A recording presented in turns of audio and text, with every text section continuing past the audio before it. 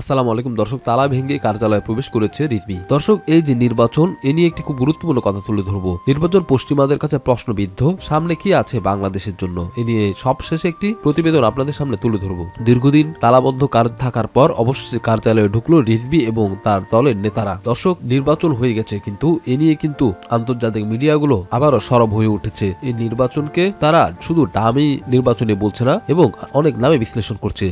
আরেকদিকে শেখ হাসিনাকে এক ব্যারিস্টার যে স্বতন্ত্র প্রার্থী হিসেবে দাঁড়িয়েছিল, সে শেখ হাসিনাকে ফেরাউন বলে আখ্যায়িত করেছে। তো দর্শক, চলুন বিদেশি সংস্থাগুলো শেখ হাসিনাকে নিয়ে কি বলছে তা জেনে আসি।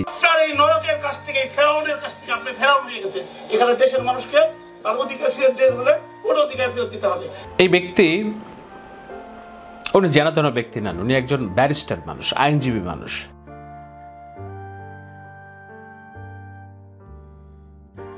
বিশ্ববিখ্যাত পত্রিকা দ্য গার্ডিয়ান একটি সম্পাদকীয় ছেপেছে, না কোনো প্রতিবেদন না, সম্পাদকীয় একটা পত্রিকার মৌলিক নীতি যেটা, সেটা প্রকাশ করে এবং সেখানে পত্রিকার অবস্থান প্রকাশ করে। সেখানে শেখ হাসিনার এই যে ইলেকশনটাকে ফোনি ইলেকশন বলেছে। আমরা যেটাকে বলছি ডামি ইলেকশন, ফেক ইলেকশন, এটার শুদ্ধ বাংলা ভাষা, দুঃখিত, শুদ্ধ ইংরেজি ভাষা হচ্ছে ফোনি ইলেকশন, অর্থাৎ মেকি। এইটা একটা ভুয়া নির্বাচন। সেই ভুয়া নির্বাচনের কথা বলতে যেয়ে দ্য গার্ডিয়ান বলছে যে guardian view on Bangladesh is phone election a bad day for democracy. Editorial আপনারা সেই পড়তে পারছেন, যে সম্পাদকীয়, গার্ডিয়ানের সম্পাদকীয় স্টেটমেন্ট দিয়ে করেছে। Election commission of India saw citizens of Bangladesh exercising their electoral rights at polling station। যেই কথাটা বলেছে সেই কথাটার কোট করেছে এখানে, we have visited several polling stations and have witnessed the Bangladesh polls first hand। আমরা সচক্ষে বাংলাদেশের নির্বাচন দেখলাম। তো তারা সচক্ষে কি নির্বাচন দেখেছে, তারা কি বলেছে? তারা বলেছে we have visited a number of polling stations and have witnessed the polling process first hand।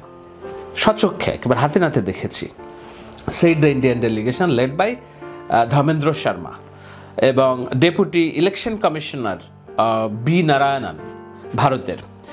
তো সেখানে তারা বলেছে যে we thank Bangladesh election commission for extending invitation, আমাদেরকে দাওয়াত দেওয়ার জন্য ধন্যবাদ। Indian observer appreciated the effort, তাদের যেই এফোর্টটা তারা কি বলেছে যে মেটাকুলাস প্ল্যানিং অ্যান্ড অ্যারেঞ্জমেন্ট। ভিতরে পোলিং এজেন্টরা ঘুমাচ্ছে। আমি ভেবেছিলাম যে না, এই চিত্র হয়তো সবাই দেখেছে। আমি যখন সন্ধ্যায় কাজে থেকে আমি ফিরলাম অফিসে, আমি যখন পরের দিন সংবাদপত্রগুলো দেখলাম, একমাত্র প্রথম আলো সংবাদ করেছিল জাল ভোট কলঙ্কিত নির্বাচন। আমার স্পষ্ট মনে আছে, কারণ আমি দেখেছি জাল ভোট কলঙ্কিত নির্বাচন, কিন্তু বাংলাদেশের আর কোনো পত্রিকা এই রিপোর্ট করে নাই, বাংলাদেশের আর কোনো গণমাধ্যম এই নির্বাচন নিয়ে প্রশ্ন তোলেনি। তখন থেকে আমার যুদ্ধটা, এই যে প্রতিবাদটা জারি রাখার আমি চেষ্টা করেছি এবং এখনও করে যাচ্ছি। আমি দেখছি 10 বছর পরে এসে 2024 সালে যে নির্বাচন হলো একই প্রেক্ষাপট, বরং তার চেয়ে আরও জঘন্য। এবং সেই জঘন্য নির্বাচনটা দেখার পরেও আমার ভিতরে ক্লান্তি এবং আমার ভিতরে খারাপ লাগাটা কম। এই যে শেখ হাসিনার নতুন মন্ত্রিসভা হচ্ছে, সবাই শুভেচ্ছা জানাচ্ছে, চীন শুভেচ্ছা জানাচ্ছে, রাশিয়া শুভেচ্ছা, এটা আমাকে একদমই বিচলিত করছে না এই কারণে যে 2014 সালে যেটা আমি দেখেছি জাল ভোট কলঙ্কিত নির্বাচন ফার্স্ট হ্যান্ড, এটা আমি কেবল একা না, এখন সারা বিশ্ব দেখছে। সারা বিশ্বের এমন কোনো গণমাধ্যম নেই যে এই দর্শক, এসালম গ্রুপ আর সালমান এফ রহমানের মতো ভণ্ডরা হাসিনার আশেপাশে আছে। তো হাসিনা তো দুর্নীতি করবেই। তো দর্শক, এ নিয়ে চলুন গুরুত্বপূর্ণ বক্তব্য শুনে আসছি। এটা মনে করাই দিতে চাই আমার দর্শক শ্রোতাদের এবং বিএনপি নেতাদের, যে প্রধানতম অস্ত্র বিএনপির কাছে যেটা আছে অহিংস আন্দোলনের মধ্যে, সেটা হলো 50 লক্ষ আসামি। 50 লক্ষ আসামি প্রতি সপ্তাহে। আপনারা যে বাংলাদেশের কোর্টের দুয়ারে দুয়ারে, যেটা নিউ ইয়র্ক টাইমস লিখছিল যে বাংলাদেশের গণতন্ত্র এখন কোর্টের দুয়ারে, এই যে আপনারা যেদিন কোর্টের দুয়ারে যাবেন, যেহেতু বনে জঙ্গলে থাকতেছেন, যেহেতু ঘরে থাকতে পারতেছেন না, যে কোনো সময় টর্চার, মৃত্যু সম্মুখীন হচ্ছেন, ব্যবসা বাণিজ্য করতে পারতেছেন না, চাকরি করতে পারতেছেন না, রাজনীতি তো দূরের কথা। তো আপনারা এই অসহযোগ আন্দোলন, যেটা বিএনপির ভারপ্রাপ্ত চেয়ারম্যান তারেক রহমান সাহেব ডিক্লেয়ার করেছেন, আপনারা কি সেটা স্থগিত করছেন? স্থগিত করছেন তো শুনি নাই। আপনারা এই অসহযোগ আন্দোলনের একটা বাস্তবায়ন করেন, আমি মনে করি সরকার পতন হবে, যুক্তরাষ্ট্রের স্যাংশনও লাগবে না। আপনারা শিল্প বিষয়ক মন্ত্রণালয়ের দায়িত্ব তাকে দিবে, এটা আমরা জানি। তো এই যে একটা দুর্বৃত্ত সিন্ডিকেট অপারেট করার জন্য আপনার কিন্তু দুর্বৃত্ত ব্যক্তি লাগে। তো শেখ হাসিনা কিন্তু বেছে বেছে এই ধরনের কালপ্রিট গুলোকে নিয়ে এসেছেন সামনে এবং তাদেরকে দিয়েই কিন্তু এই কাজগুলো করছেন। কারণ সৎ বা বিবেকবান ব্যক্তি কিন্তু কখনোই এই ধরনের স্ক্যামের সাথে জড়িত হবেন না। কিন্তু শেখ হাসিনা দেখুন ঠিকই খুঁজে খুঁজে কিন্তু নীতি নৈতিকতা বিবর্জিত এতগুলো ব্যক্তিকে তিনি এক করতে পেরেছেন। এটাই তার সবচেয়ে বড় সফলতা আমি মনে করি এই এই এই রেজিমকে কন্টিনিউ করার পেছনে। কোনো সন্দেহ নাই, কোনো সন্দেহ নাই, আপনার সাথে আমি সম্পূর্ণ একমত। এবং আপনি যে কথাটা বললেন এই যে সালম বা এই যে আপনার সালমান রহমান এরা যে আপনি সালমানের কথা বলছেন, আপনি বলবেন, আমি বলার আগে একটু সালমান এই নির্বাচন নিয়ে সিঙ্গাপুরের সাথে তুলনা করেছে একটা বক্তব্য, ভিডিওটা আমরা দেখি তারপর আলোচনায় ফিরে আসছি। আচ্ছা, সিঙ্গাপুর পার্লামেন্টে আপনার একজনের বিরোধী দল ফর দ্য লাস্ট 60 ইয়ার্স আছে, একজন বা দুজন। আরো আমাদের এই কথাগুলোর কথা বলেনি যে এই যে বললেন না যে সে এই দৃষ্টতা কেন পাচ্ছে সিঙ্গাপুরের সাথে তুলনা করতেছে। সিঙ্গাপুর তো গণতন্ত্র নয়, সিঙ্গাপুরের যে গণতন্ত্র আছে এটাকে এই লি কুয়ান ইউ বলছিল যে মেরিটোক্রেসি।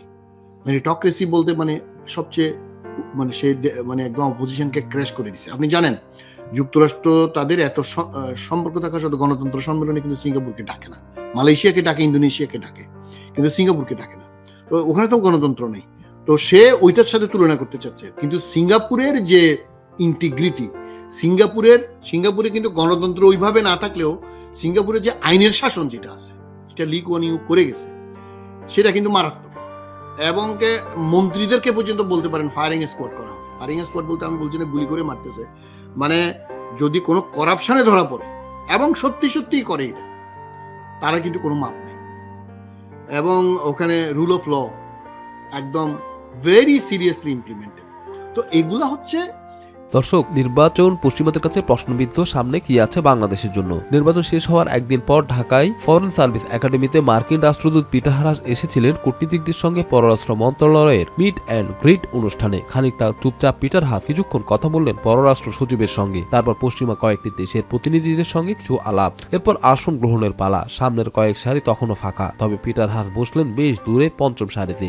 নির্বাচনের আগে বাংলাদেশের গণতন্ত্র এবং সুষ্ঠু নির্বাচনের জন্য পশ্চিমা দেশগুলোর যে চাপ, সেখানে অবশ্য সামনে থেকে নেতৃত্ব দিয়েছে যুক্তরাষ্ট্র। প্রথমে মানবাধিকার লঙ্ঘনের দায়ে র্যাবের উপর নিষেধাজ্ঞা, পরে অবাধ নির্বাচন নিশ্চিত করতে ভিসার নীতির প্রয়োগ। কিন্তু শেষ পর্যন্ত বাংলাদেশের প্রধান বিরোধী দল ছাড়া যে নির্বাচন হয়েছে সেটা নিয়ে প্রশ্ন তুলেছে মার্কিন যুক্তরাষ্ট্র, ব্রিটেন, এছাড়াও জাতীয় সংঘ প্রশ্ন তুলেছে।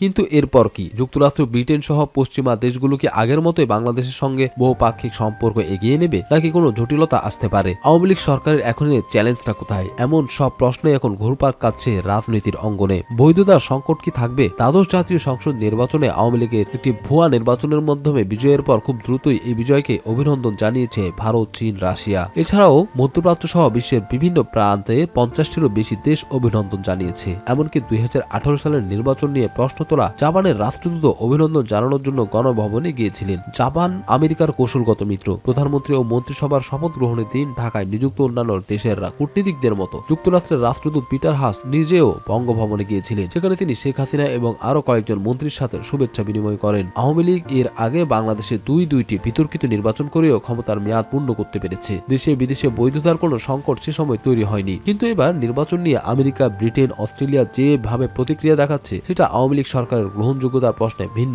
ইঙ্গিত দিচ্ছে বলে অনেকেই মনে করছেন। সরকার তো গঠিত হয় নির্বাচনের ভিত্তিতে। তারা আমেরিকা, ব্রিটেন বলছে নির্বাচনটা যথাযথ হয়নি। আপনি এই দুটোকে বিচ্ছিন্নভাবেও দেখতে পারেন। আবার যদি কেউ এই দুটোকে মিলিয়ে দেখে তাহলে তো তখন এই বৈধতার সংকট থেকে যাচ্ছে।